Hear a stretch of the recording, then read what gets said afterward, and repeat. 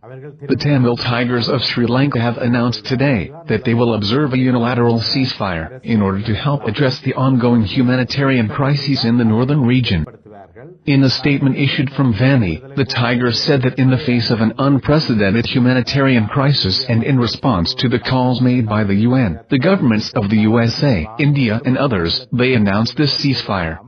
We have taken into account the recent declarations by the G8 nations, Indian ministers and the EU and other members of international community, this statement further said.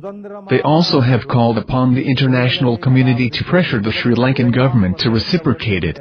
This announcement comes in the wake of the White House, in a strong statement yesterday, calling on both parties to the conflict to agree on an immediate ceasefire.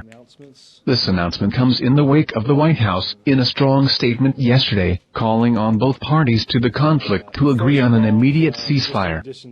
The U.S. also had urged the Sri Lankan government to stop shelling into civilian areas and allow humanitarian supplies to reach the affected region. It warned Sri Lanka that seeking military solution to the conflict would only lead the country into separation. However, the government has already rejected the calls for the ceasefire and vowed to take the offensive forward, disregarding the humanitarian crises. It must be noted that a similar truce call by the Tigers during last year's SAARC summit was also trashed by the government. Meanwhile, the government was seen continuing with its aerial bombardment throughout yesterday, causing further civilian casualties. According to the latest UN estimate, the government offensive in the north has killed more than 6,500 civilians in the last 3 months alone, with scores critically injured.